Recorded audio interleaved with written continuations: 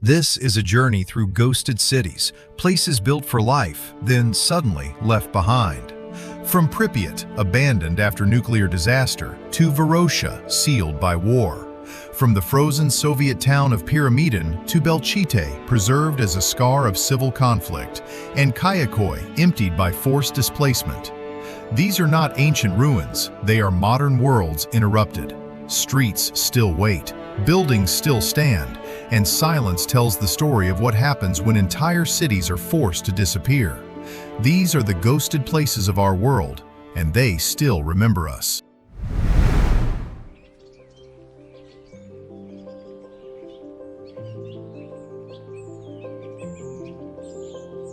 Carco, a village suspended between sky and earth. It rises in southern Italy, in the region of Basilicata, on a narrow ridge of rock nearly 400 meters above the valleys below. Here, stone replaces streets, and silence replaces voices. Every wall leans, every window looks inward, toward the past. The land around it is harsh and pale. Clay hills, called kalanchi, eroded by wind and rain, stretch outward like frozen waves. From above, the landscape feels almost lunar. Carco was founded more than 2,000 years ago. Its origins reach back to the ancient world when Greeks settled these heights, followed by Byzantines, Normans, and other civilizations. Each left something behind, each built upward, layer by layer. Its position was strategic. From here, the village controlled the valleys below. Power in those centuries belonged to those who stood higher. For generations, life continued. Church bells rang, families gathered, stone houses held warmth, stories, routine. Then, the ground began to move. In the 20th century, instability beneath the village turned dangerous. Landslides fractured the hill. Floods followed. Earthquakes weakened what was already fragile. In 1963, the decision was made. The village could no longer be saved. Its inhabitants were forced to leave. They rebuilt their lives farther down the valley in a new settlement.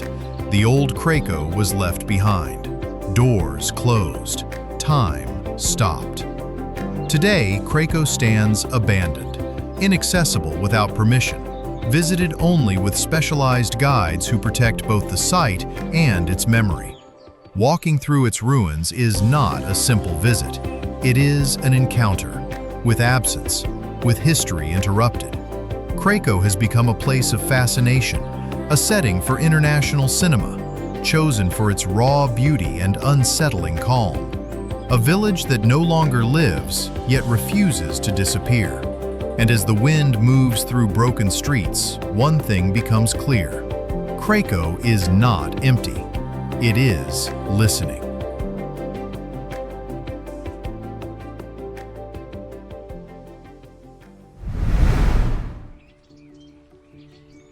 Oradour-sur-Glane, a village where time no longer moves.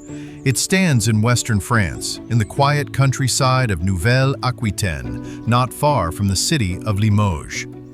Fields surround it, birds still pass overhead, but the village itself remains silent. On June 10, 1944, that silence did not yet exist. German SS troops entered Oradour without warning. What followed happened in a single afternoon. Men were taken to barns. Women and children were gathered in the church. Shots were fired. Fire spread. By nightfall, the village was gone. 642 lives ended here. Families, children, entire generations erased. After the war, France chose not to rebuild this place. The ruins would remain exactly as they were left. A deliberate wound kept open. Today, cars rust quietly in the streets. Shops still display broken signs. A sewing machine waits beside a shattered window. The church stands hollow, blackened by smoke. Clocks are frozen at the hour when life stopped. A new village was built nearby. Life continued there. But here, nothing was allowed to move on. Walking through Oradour-sur-Glane, is not a visit. It is a confrontation with memory, with violence, with the cost of forgetting. This is not a ghost town. It is a witness.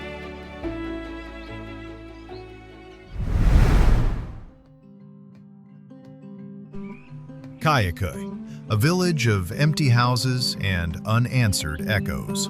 It lies in southwestern Turkey, near the Mediterranean coast, just beyond the town of Fethiye. From a distance, it looks like a city paused mid-breath. Stone homes climb the hillside, row after row, windows open to the sky.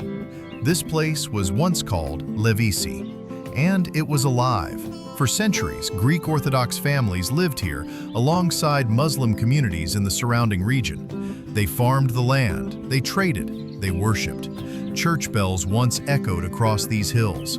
Laughter filled the narrow paths between homes. Kayaköy was not a village of wealth, but of rhythm. Daily life shaped by seasons, prayers, and work.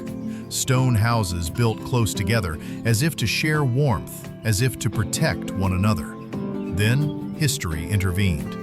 After the First World War, the collapse of empires reshaped borders, and in 1923, a decision made far from this hillside changed everything. The population exchange between Greece and Turkey forced entire communities to move, not because of who they were as individuals, but because of their religion. The Greek inhabitants of Kayaköy were forced to leave. They departed suddenly. Most believed they would return. They never did. Muslim families from Greece were sent here to replace them. But the land was unfamiliar. The houses faced the wrong direction for their way of life. The soil was difficult, disease spread, and slowly the village emptied once more. By the mid-20th century, Kayaköy was abandoned. Today, more than 500 stone houses remain, roofless, weathered, still standing. 2 churches watch over the ruins, their faded frescoes barely visible, their walls cracked but persistent. Paths wind through the village, leading nowhere and everywhere. As you walk here, there is no single moment of destruction, no fire, no massacre, no sudden end. Instead, there is something quieter, displacement, loss without violence, a life removed, not erased, but never resumed. Grass grows through doorways. Sunlight fills rooms where families once slept. The wind moves freely now where conversations once lingered. Kayaköy is not frozen in tragedy. It is suspended in absence. It reminds us that history does not always arrive with explosions. Sometimes it arrives with paperwork, with signatures, with borders drawn on maps. And the silence that follows can last for generations. Kayaköy stands today as a monument, not to ruins, but to lives interrupted. A village emptied not by nature, but by decisions made elsewhere. Here, the houses still face one another, as if waiting, as if remembering.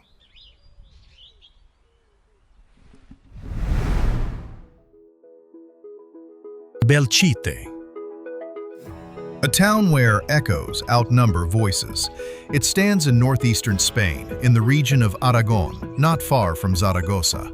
Dry land surrounds it, windswept, exposed, a place where sound travels far, and memory travels further.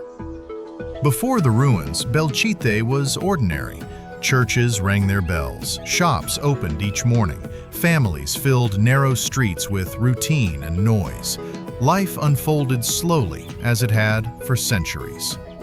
Then came the summer of 1937. During the Spanish Civil War, Belchite became a battlefield. For 2 weeks, the town was fought over street by street, house by house, room by room. Artillery tore through stone walls, fires consumed homes, civilians were trapped inside a war that had arrived without mercy. When the fighting ended, Belchite was no longer a town. It was a wound. Thousands were dead. The churches collapsed. The streets were unrecognizable. What remained stood hollow and broken. After the war, a decision was made. Belchite would not be repaired.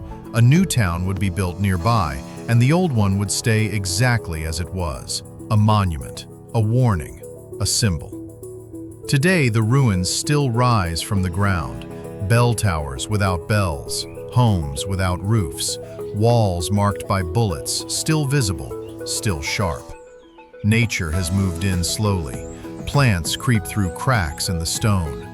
Birds nest where families once slept, but the damage remains untouched, preserved on purpose. Walking through Belchite is unsettling. There is no single focal point of tragedy. The destruction is everywhere, surrounding you, closing in. This is not abandonment caused by time. It is abandonment caused by ideology, by division, by a country turned against itself. Belchite does not ask for sympathy.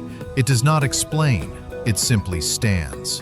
A town left behind so that memory would have a place to live. Here, silence is not peaceful. It is heavy, and it remembers everything.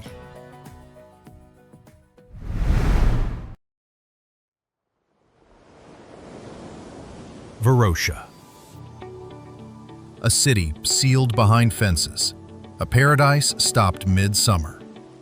It lies on the eastern coast of Cyprus, in the city of Famagusta, facing the Mediterranean.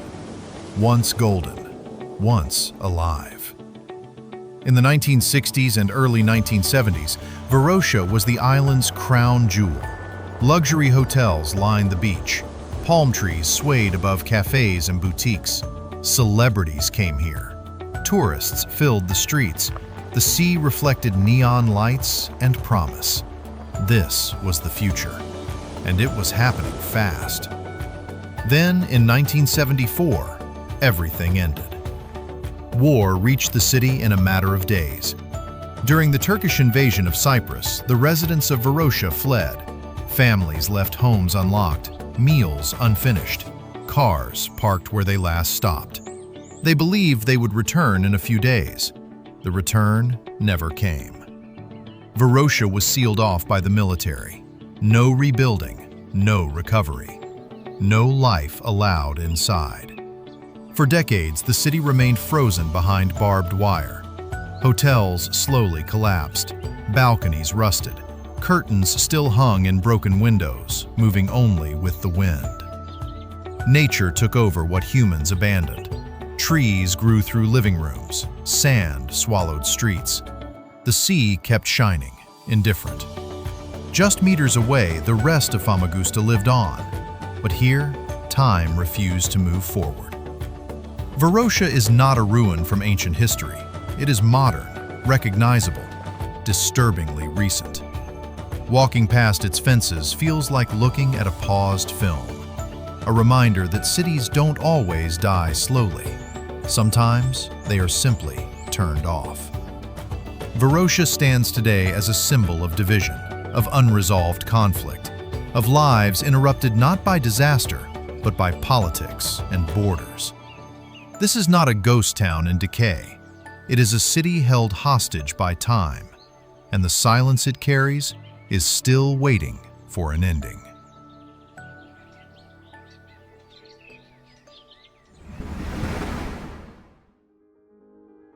Pyramiden.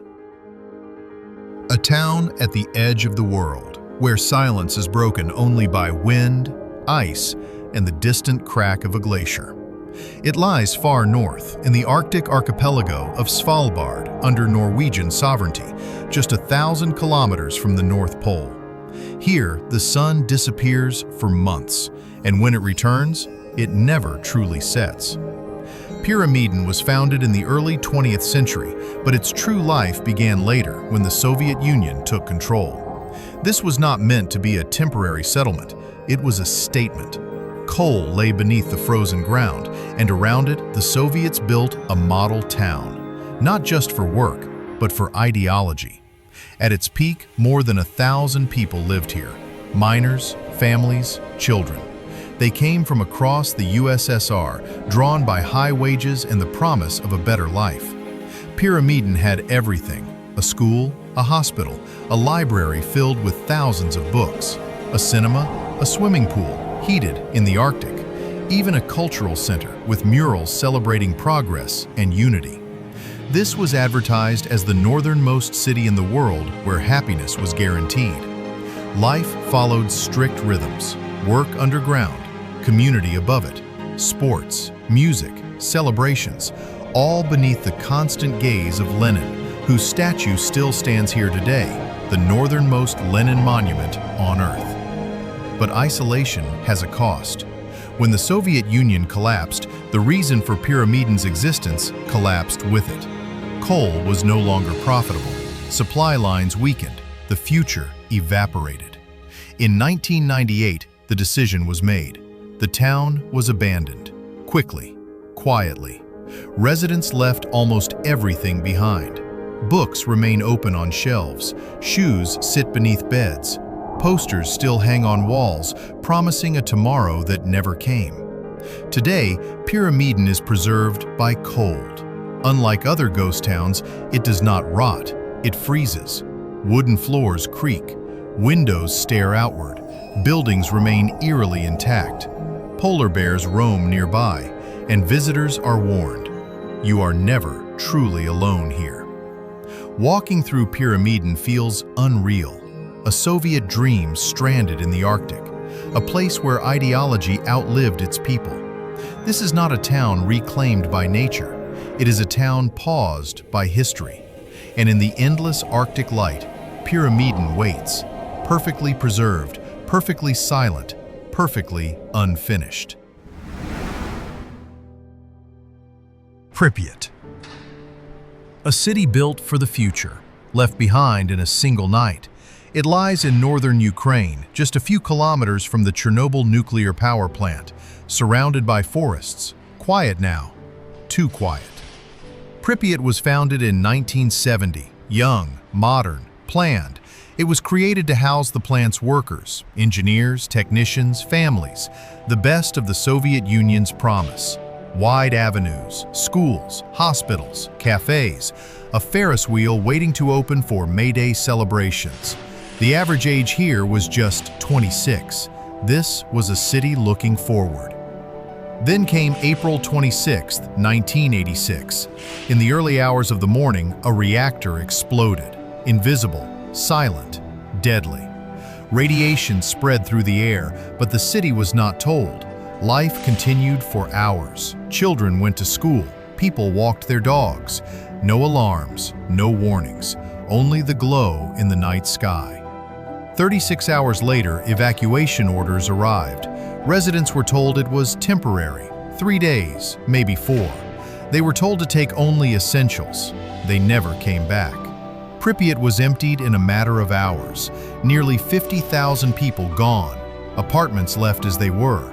Toys on beds, dishes on tables, clothes still hanging in closets. Time stopped. Today, the city is being reclaimed by nature. Trees grow through streets, roots break through floors, wild animals roam freely. The Ferris wheel never turned. The swimming pool never reopened. Radiation still lingers, not everywhere, but enough. Walking through Pripyat feels unreal. This is not ancient ruin. This is modern life, abruptly abandoned. A reminder that catastrophe doesn't always announce itself with sound.